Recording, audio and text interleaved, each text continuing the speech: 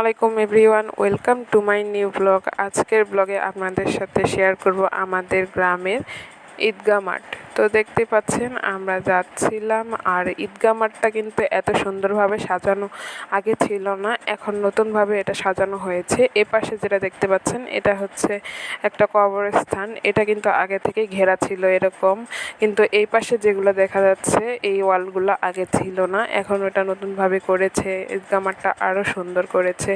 তো দেখতেই পাচ্ছেন ওই যে সামনে আমাদের ঈদগাহ মাঠটা কিন্তু অনেক বড়, আর ঈদের সময় এখানে অনেক অনেক মানুষ নামাজ পড়তে আসে। শুধু আমাদের গ্রামের মানুষই যে এখানে নামাজ পড়ে এরকম না, অন্য গ্রামের মানুষও কিন্তু এই ঈদগাহ মাঠে নামাজ পড়তে আসে। আর ছোটোবেলায় একটা সময় ছিল যখন আমরাও ঈদগাহ মাঠে আসতাম, মানে ঈদের দিন বাবাদের সাথে আমরা সবাই আসতাম। আর এদিকে একটা গাছ ছিল অনেক বড়, এই গাছের নিচে একটা মাচা পাতা ছিল, এই মাচাতে বসে আমরা অনেক আড্ডা দিতাম, খাইতাম, সবার সাথে বসে বসে গল্প করতাম। মানে সেই সময় আরও অনেক ভালো সময় ছিল। আর এই যে দেখতে পাচ্ছেন এটা হচ্ছে মক্তব নাকি জানি বলে, যাই হোক এখানে কিন্তু ইমাম সাহেব দাঁড়িয়ে বা বসে নামাজ পড়ায়। আর আশেপাশে যেগুলো দেখতে পাচ্ছেন এগুলো কিন্তু একদম পুরো মাঠ, মানে ঈদগাহ মাঠের পিছন দিকে শুধু ধানের ক্ষেত আর কিছুই নেই, একদম মানে আমাদের এলাকার এক শেষ প্রান্তে ঈদগাহ মাঠটা ছিল, একদম খোলামেলা জায়গায়। আর মাঠটাও মাশাআল্লাহ অনেক বড়। তো এখানে অনেক অনেক ঘাস হয়েছে, তো ঘাসের উপর দিয়ে হাঁটতেও অনেক ভালো লাগছিল, তাই আমি জুতা খুলে হাঁটতেছিলাম। আর এই যে এই পাশে যে ওয়ালটা দেখতে পাচ্ছেন এটা কিন্তু আগে ছিল না, এটা এখন হয়েছে, মানে আগে এটা খোলাই ছিল।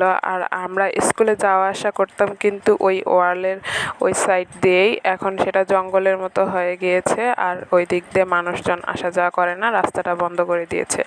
আর এই যে পুকুরটা দেখতে পাচ্ছেন এই পুকুরটার নাম কিন্তু কালীতলা। আর এই পুকুরেও অনেক স্মৃতি আছে আমাদের, এই পুকুরে এক সময় আমরা অনেক অনেক সাঁতার কেটেছি, পুকুর পার হয়েছি এপার থেকে ওপার। যাই হোক সেই দিনও চলে গিয়েছে।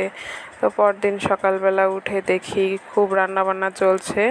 তো আসলে আমাদের একটা জায়গায় যাওয়ার প্ল্যান হয়েছে হঠাৎ করেই রাতের বেলা, আর সকালবেলা উঠেই আমরা সেই জায়গায় যাওয়ার জন্য একটা প্রিপারেশন নিচ্ছি।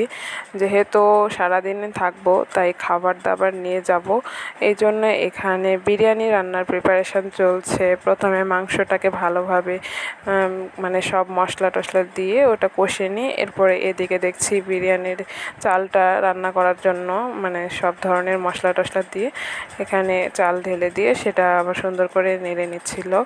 তো গাইস, কোথায় যাচ্ছি, কেন যাচ্ছি আর কিভাবে যাব সেটা অবশ্যই আপনাদেরকে জানানো হবে। আর সেটা জানতে হলে পরের ভিডিওটা অবশ্যই দেখবেন। আর এই ভিডিওটা কেমন হলো অবশ্যই জানাবেন, ভালো লাগলে লাইক, কমেন্ট, শেয়ার এবং ফলো করে পাশে থাকবেন গাইস। আল্লাহ হাফেজ। ততক্ষণ সবাই সুস্থ থাকুন, ভালো থাকুন, আর বেশি বেশি করে আমাদের ভিডিও দেখবেন। আর এই যে দেখুন এটা কিন্তু আমাদের বিরিয়ানি বা তেহারি যাই বলুন সেটার হলো ফাইনাল লুক, অবশ্যই জানাবেন কেমন হয়েছে। আল্লাহ হাফেজ গাইস।